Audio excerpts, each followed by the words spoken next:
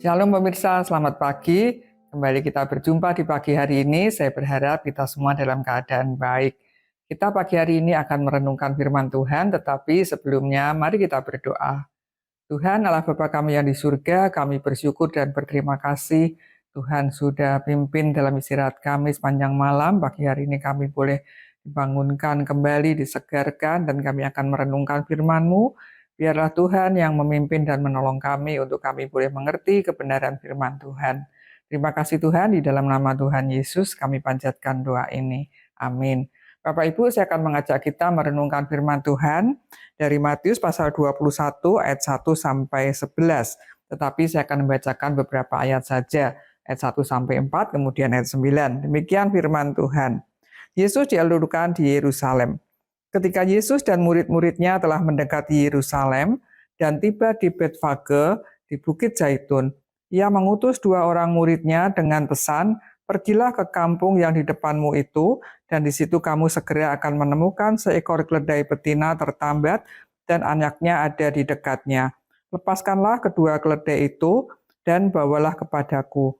Kalau ada orang menanyakan sesuatu, katakanlah, Tuhan memerlukannya. Ia akan segera mengembalikannya." Hal itu terjadi supaya digenapi firman yang disampaikan melalui Nabi. Ayat 5. Katakanlah kepada putri Sion, lihat rajamu datang kepadamu, ia lemah lembut dan menunggang seekor keledai dan seekor anak keledai beban. Lalu ayat 9, orang banyak yang berjalan di depan Yesus dan yang mengikutinya dari belakang berseru, Hosana bagi anak Daud, diberkatilah dia yang datang dalam nama Tuhan. Hosana di tempat yang maha tinggi. Demikianlah bacaan firman Tuhan. Pagi hari ini saya akan mengambil tema, datang dengan kesederhanaan yang membawa keselamatan. Bapak Ibu Saudara-saudari, biasanya orang nomor 1 di sebuah negara kalau sedang melakukan kunjungan, pasti semuanya dipersiapkan dengan luar biasa, betul ya? Kendaraan yang akan ditumpangi, kemudian penyambut-penyambut kenegaraan dipersiapkan sedemikian rupa. Bahkan jalan-jalan yang akan dilalui disteril semuanya. Tapi beda dengan Tuhan Yesus yang adalah Raja di atas segala raja, pencipta alam semesta ini. Sekalipun orang-orang Yahudi berharap Yesus akan menjadi Raja bagi Israel, namun kedatangannya di Yerusalem dengan cara yang sangat sederhana. Tuhan Yesus tidak menunggang kereta kuda yang perkasa dengan jubah kebesaran, tetapi menunggang seekor keledai yang bukan miliknya sendiri, tetapi keledai pinjaman. Nah, dengan Yesus menunggang keledai lamban, maka pengikutnya yang termiskin pun tidak akan terhalang untuk mendekatinya. Kalau Tuhan Yesus datang dengan kuda yang perkasa, dengan kereta yang megah, maka rakyat kecil tidak akan dapat datang mendekatnya. Bapak Ibu, kedatangan Tuhan Yesus tidak diiringi oleh orang-orang yang hebat, para pembesar ataupun para penguasa kota. Tetapi kedatangannya dinanti-nantikan oleh rakyat jelata, orang-orang awam yang jumlahnya sangat besar. Lalu apa yang mereka perbuat?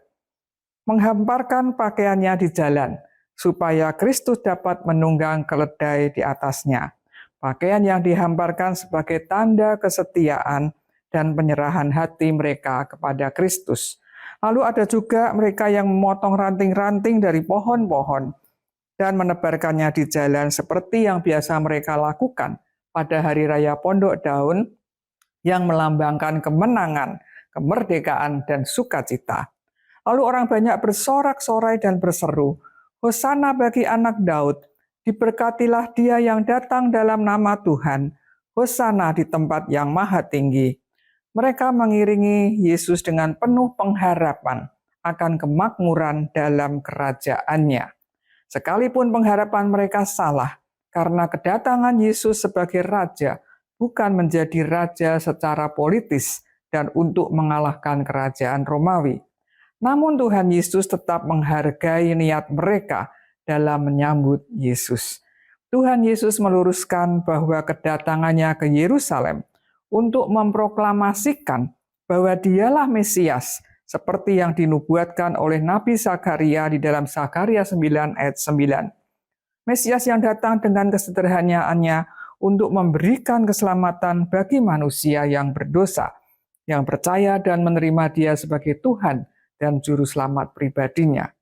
Kita yang sudah menerima keselamatan dari Tuhan Yesus, Sang Raja itu, Sang Mesias itu, biarlah kita senantiasa hidup mengeluh-ngeluhkannya, meninggikan Dia dengan memberikan yang terbaik bagi Dia, yaitu hidup kita, hidup menuruti akan firman-Nya, hidup dengan semakin serupa dengan Kristus.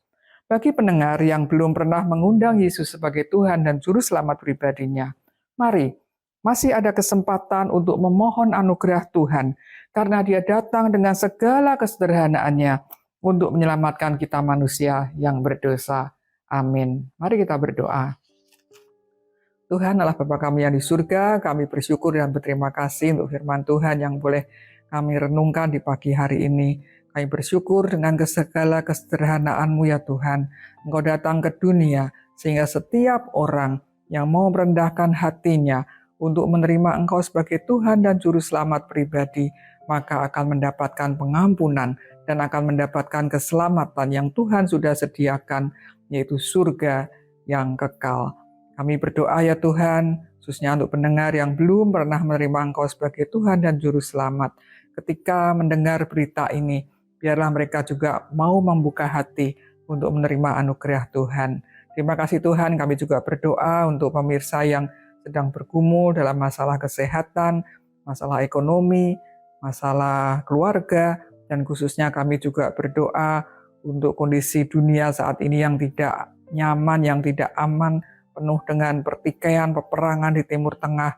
Biarlah Tuhan yang melawat semuanya, Tuhan yang berikan kami damai sejahtera, Tuhan yang berikan kami kesembuhan bagi kami yang sakit, Tuhan yang berikan jalan keluar dengan segala pergumulan kami, dan Tuhan yang akan sanggup untuk memperdamaikan keadaan dunia yang carut marut, keadaan dunia yang semakin bobrok ini.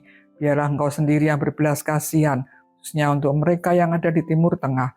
Biarlah perdamaian segera terjadi karena belas kasih Tuhan. Terima kasih Tuhan, di dalam nama Tuhan Yesus kami panjatkan doa ini. Amin.